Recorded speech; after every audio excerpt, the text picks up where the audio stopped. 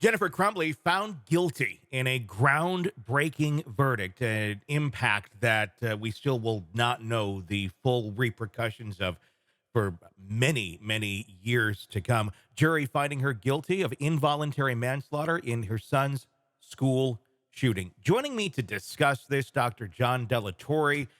John, this is one that, like I said, the repercussions of this verdict are going to be very, very far-reaching. What was your overall reaction to this verdict? Honestly, that I'm not surprised. You Okay. know, uh, I think a lot of parents might be a little bit concerned about what this says about how they are supposed to raise their children. Hmm. Meaning, some parents may take this to mean that they have to raise their children to act a certain way and be a certain way, or else they themselves, the parents, Hmm. will be found guilty of whatever crime that their child has committed. I think what this is actually saying, though, is you can't be ambivalent anymore, Hmm. right? You can't just spend time in your own head, and as a parent, you have to always be the parent. You can never be a friend. You can never be anything other than that. And I think what happened here is that the jury saw that there are times when Jennifer Crumbley wasn't a parent, when Hmm. she was too busy wrapped up in her own world, when she was too busy thinking about what she was going to be doing next for her own benefit, to the detriment of Ethan. Now, Ethan, he's a problem, right? Yeah. And he's already been found guilty. This isn't taking responsibility of the crime away from Ethan. What Hmm. this is saying is that parents have to pay attention, and you have to always be involved in your child's life. And that's very true. And it's on the surface easy to understand. As a parent, I get it. I try to be involved in my children's life as much as I possibly can be, and I'm a lucky one. I feel like I have more time. I don't have to work multiple jobs after this one in the evening. I can be there with my kids. We can do things. We can spend time, and I love that. But even that, the fact that I'm blessed enough to do that, there's still a lot of times where I feel like, I'm missing something here, or I'm not there enough. But that's in a good scenario. There's so many scenarios though where even if the parent really does want to spend more time with their child or try to help them when they go down some of these dark paths, especially in the teenage years, they feel completely helpless as to what to do, how to help their kid, especially when they are literally just trying to make ends meet. I mean, with husband's working DoorDash, she's working.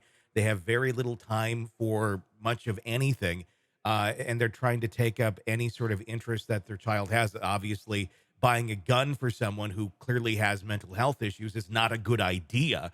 But take the gun out of the equation for a moment. It's something I think a lot of parents are looking at, going, you know, how can I be how can I be the perfect parent here? How can I, and I know it's not legislating being the perfect parent, but what am I supposed to do if there's something going on here, or I have red flags? How many red flags do I need? What should I be looking for? It's a lot, I think, for a lot of parents to think about taking on, of the potential threat of criminal action against them if something horrible happens. Hey, listen, but that's the get, right? Hmm. If when you Yeah, make the decision to have a child, that's your job is now to I sacrifice, agree. right? That's what it is. The other thing is that yes, there's absolutely there are absolutely groups of individuals who uh for certain circumstances aren't necessarily a major part of their child's life. Hmm. And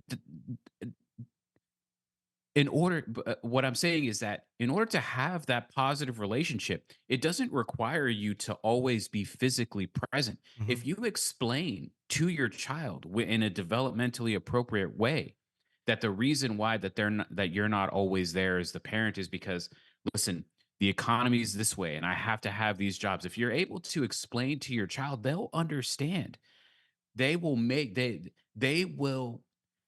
They'll only latch on if they think you're pulling away. If you tell them what is happening in a way that makes sense to them, it will understand, and the two of you can then have a much stronger bond because they will be able to assist you in whatever way that they are able to do so as the child, right? So, um, if you're talking about, yeah, you have to, work two jobs.